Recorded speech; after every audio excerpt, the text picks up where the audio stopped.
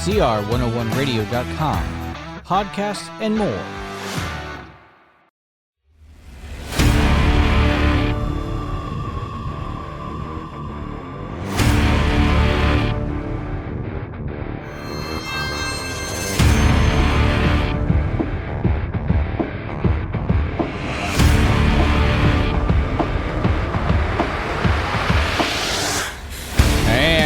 Welcome back to another episode of The Last Kingdom. I am Jeremy Walker, your host, and this is episode number 22 for September 13th, 2024. And this episode is entitled Nebuchadnezzar's Proclamation. We're going to be discussing about how Christians should see the world based on what God has told us about himself and how the world operates. And this should, after all, affect us in a very impactful way. We're also going to be doing some quick fire, a Christian reconstructionist viewpoint on news and media. Hopefully give you a different way to look at things and how Christians should view things going on around the world. So let's go ahead and jump right into this episode. I want to do so starting with our scriptural passage, Daniel chapter 4. We're going to be discussing verses 33 through 37 primarily. Now let me set the stage, because a lot of people are all around the world obsessed, that's a good word for it, obsessed with politics, obsessed with what's going on and wanting to know what's going on. They want to talk about it. They want to try to figure out what's going to happen next in some way. They want to see how people are trying to take over the world, how they're going to force mandates for everybody, the New World Order and how it's going to operate, and what we can do about it. Well, I hate to be the bearer of good news, but we don't have to worry too much about it at all. The Bible is very clear that the government of the world is not on man's shoulders. That's right, it's not on your shoulders or the president's shoulders or Congress's shoulders. It's not on any man's shoulders. The burden of government and responsibility is on Christ, and that is a very, very wonderful thing. Jumping into Daniel 4, let's talk about it a little bit, because Nebuchadnezzar was the greatest king with the greatest kingdom. And he had power upon power upon power. He had so much power, he became very prideful, extraordinarily so. And it wasn't so much like we look at America today. We are very powerful, but we don't even have an inkling to how rich these countries were, how powerful they were in the ancient kingdom. But let's go ahead and jump into verse 33 through 37. Quote, "The same hour was the thing fulfilled upon Nebuchadnezzar, and he was driven from men, and he did eat grass as an oxen, and his body was wet with the dew of heaven, till his hairs were grown like eagle's feathers, and his nails like bird's claws. And at the end of the days I, Nebuchadnezzar, lifted up mine eyes unto heaven, and mine understanding returned unto me, and I blessed the Most High, and I praised and honored him that liveth forever, whose dominion is an everlasting dominion, and his kingdom is from generation to generation. And all the inhabitants of the earth are reputed as nothing. And he doeth according to his will in the army of heaven and among the inhabitants of the earth. And none can stay his hand or say unto him, What doest thou? At the same time, my reason returned unto me, and for the glory of my kingdom, mine honor and brightness returned unto me. And my counselors and my lords sought unto me, and I was established in my kingdom. An excellent majesty was added unto me. Now I, Nebuchadnezzar, praise and extol and honor the King of heaven, all whose works are truth, and his ways judgment, and those that walk in pride he is able to abase." Unquote. This is a personal testimony from one of the most powerful kings that ever existed on the planet. This is amazing. And it is also amazingly ignored. Completely ignored. This is a senior, top of the barrel king. It doesn't get any higher than King Nebuchadnezzar. These guys, presidents and kings around the world today, are nothing compared to the power of this one man. He had all the power that he could ever want. And it, of course, made him prideful. And God debased him, made him an animal, took away his reason, took away his ability to do anything, and eventually gave it back, and then gave us the story. But we as Christians sit around wringing our hands. What is going on in the world? Who's got it under control? No one, apparently. God has everything perfectly under control. We are just too foolish and too stupid to read things like this and then become educated and use it as passages to give us comfort. Nothing is out of control. It never has been. One of the most powerful kings of all time sat down, penned his testimony so you could read it, so you could understand that even the most high king on the planet, this is what he says, all those who walk in pride he is able to abase. There is no struggle in the world for control. And that's why I love doing this podcast, The Last Kingdom. It's also why it's labeled The Last Kingdom, because in this story, prior to all this, King Nebuchadnezzar was given the dream of the statue, of course, and he was the head of gold. And by the end, of course, comes the rock, smashes all of the rest of the statue, and grows until it fills the entire world.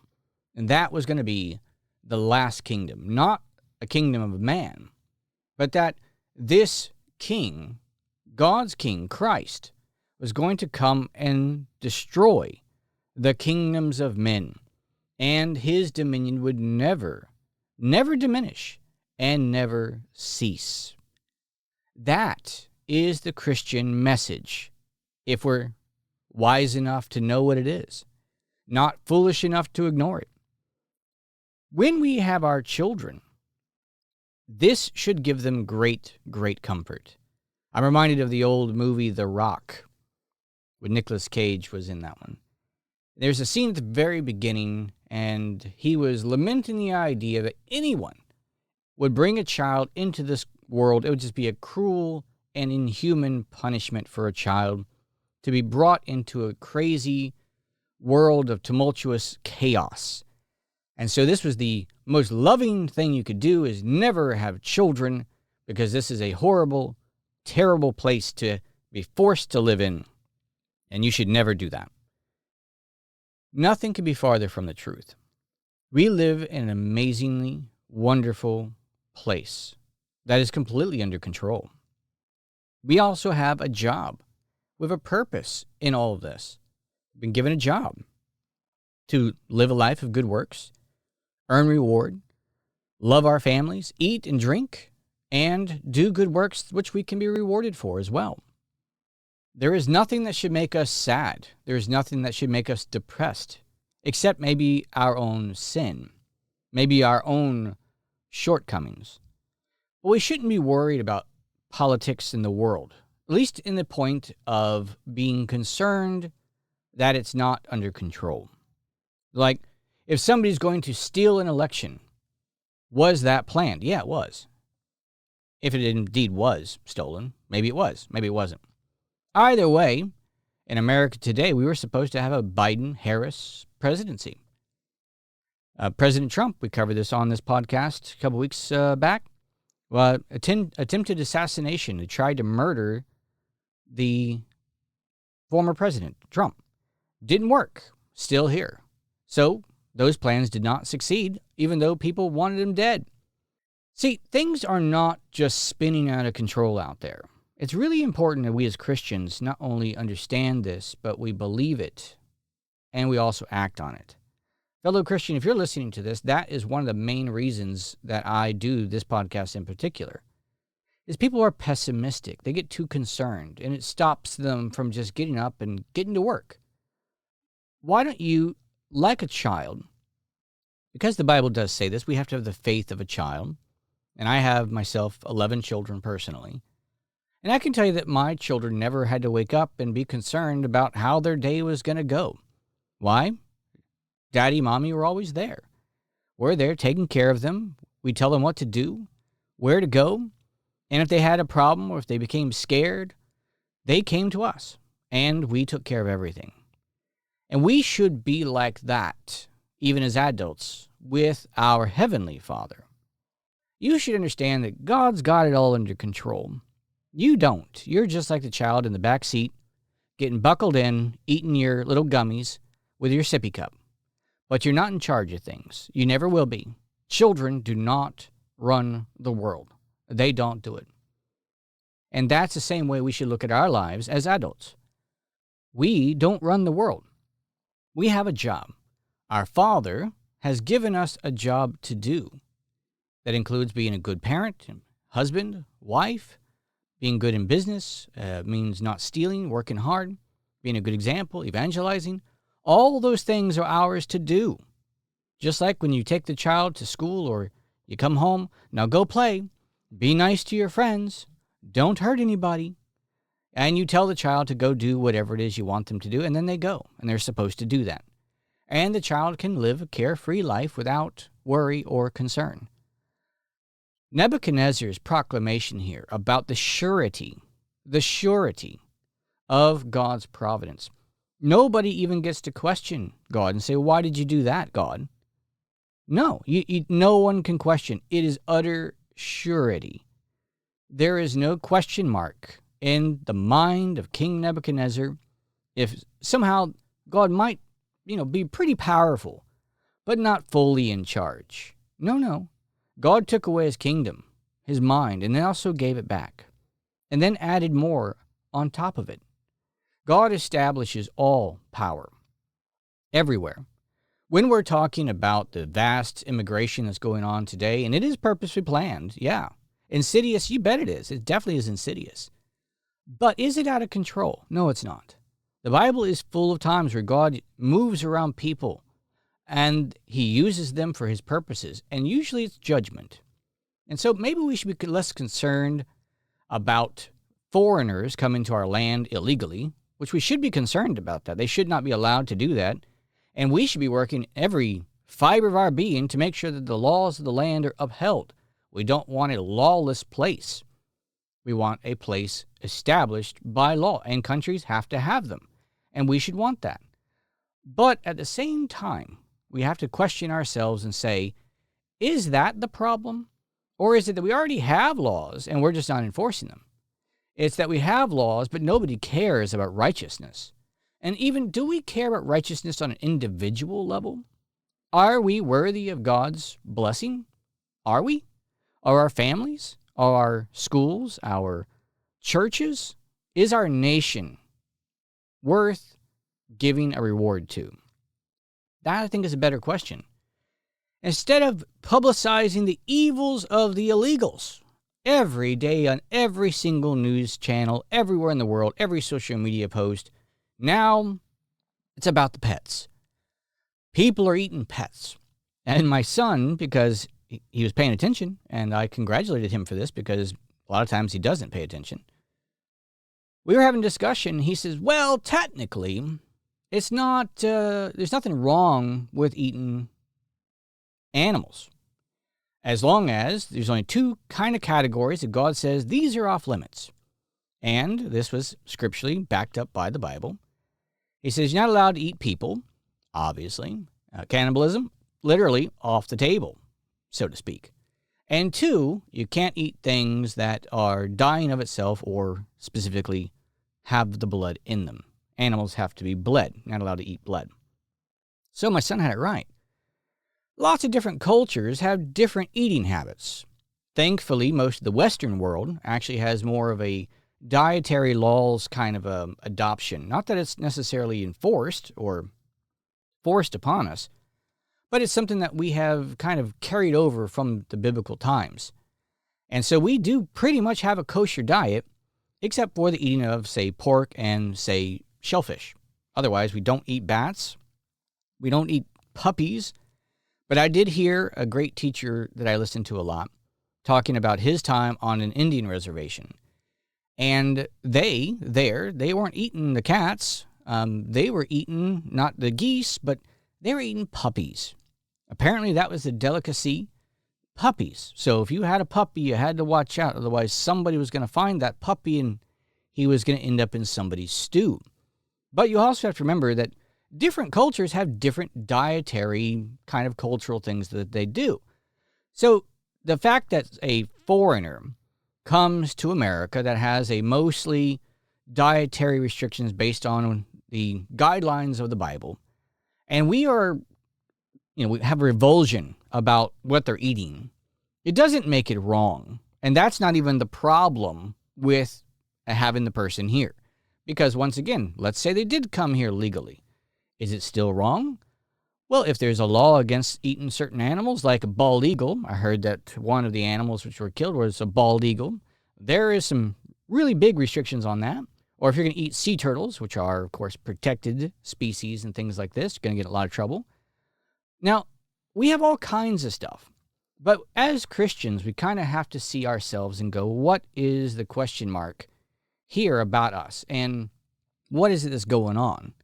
And if America wants to be blessed by God, then it's going to have to do something. It's going to have to do something worthy of being blessed. If it wants mercy, then it's going to have to repent first. And the illegals that are coming here, God did that. I know people like the little stickers they put around at the gas stations where it's Biden and it says, I did that. Well, God did everything else in the world too. Yeah, I know we like to attribute every time there's something wonderful that happens. We like to say, well, God did that. Look, God does miracles. Well, God is also judgment. Don't forget that. Every single thing that happens, God has allowed and planned to happen. Everything. I heard a man talking about the story of Job, and he didn't like the story of Job because it clearly states that, like Nebuchadnezzar, God is in full government and judgment on the world. He plans everything out, and he acts upon his wishes. Not yours, not mine, not the churches, not the governments. His determination is what happens in the world.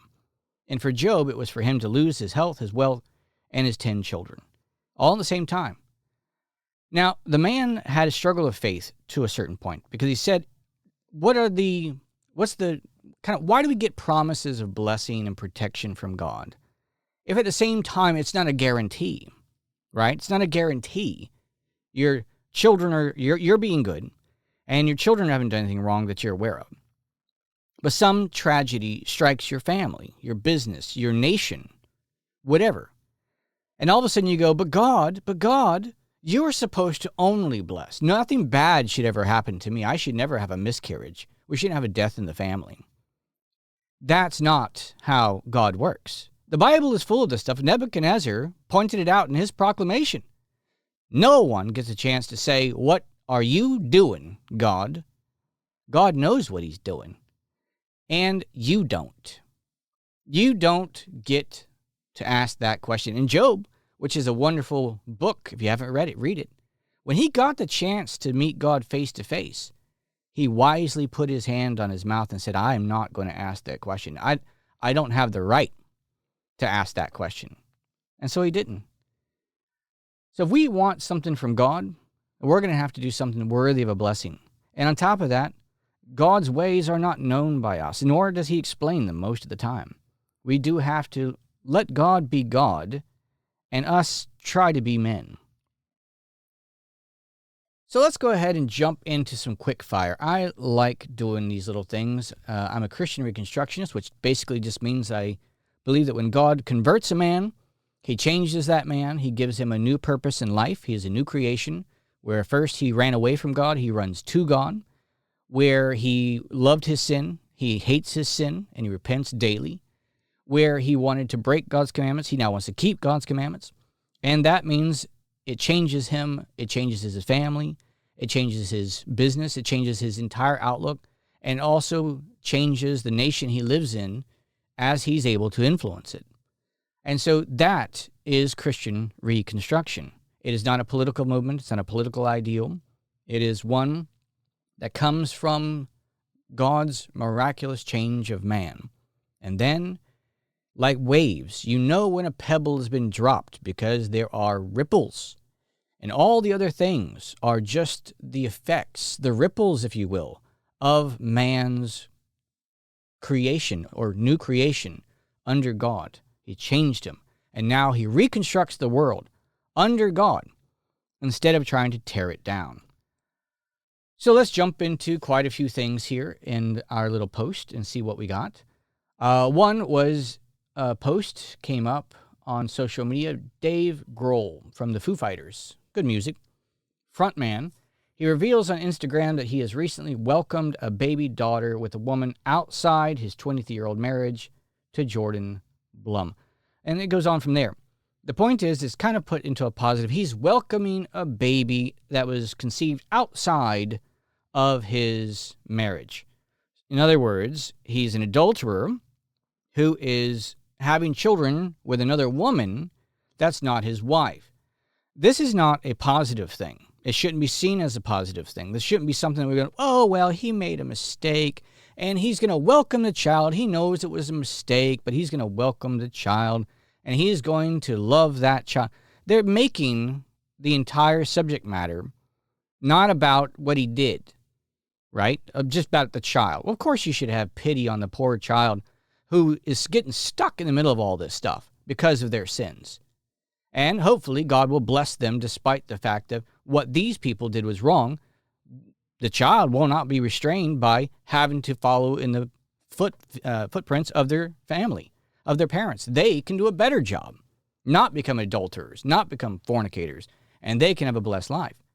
Now, under God's law, David Grohl wouldn't be making some kind of little apology here. This is a death penalty offense. People don't properly understand just how evil adultery is. And it talks about how they're going to try to move on. The family and the other children will try to bring daddy back and love him. They're never going to forgive him. Forget it. Never going to happen. And he doesn't deserve it. See, whenever you cheapen sin, whenever it's not really that big of a deal, then it's not really that horrific. Now, if he had chopped somebody up and ate their pet, now all of a sudden, if he killed somebody's favorite cat, oh, somebody would want him in jail. Somebody would want him with horrible punishments. But the fact that he completely destroyed his wife, he betrays his family, hates God, all these things are no big deal because after all, he's going to try to do better next time. No, we have to not cheapen sin. We have to teach it to be the horrible thing that it is. And he completely, this is like murder. It is literally defined in the concept of murder whenever people are doing this, because he is destroying his wife and his children. We need to take a lot more look at these types of things and see if we can help people just not cheapen sin. Another quick one was two little tables set up. One has a line, the other one has nobody at it. The first has a sign above it, says John 3:16. The other one says John 3:16 through 21. Bible verses. People love to quote mine the Bible, but they don't like context. And that's what this little meme is about. And as I became a Christian a long time ago, that is what mainstream Christianity is. It loves its little Bible verses, but it doesn't like the context. It doesn't like understanding what God actually wants it to say. In other words, they take the Bible verses and they make it give their own meaning. They don't want God's meaning. They want their meaning, which is kind of why we don't study Nebuchadnezzar or his proclamation or believe what's in it. One more meme here to kind of wrap us up here. It says, remember, a prostitute will tell you whatever you want to hear as long as you pay her. And it shows a female politician. Not just females, it's the males too. All politicians are just going to tell you whatever they want so they can get in office and then do pretty much whatever they want. So we aren't to be fools. We're supposed to be Christians and learn how to operate in the real world. Don't look at what a person says. Look at what they do. And that includes you as well. Thank you again for joining me for The Last Kingdom. This is Jeremy Walker saying God bless.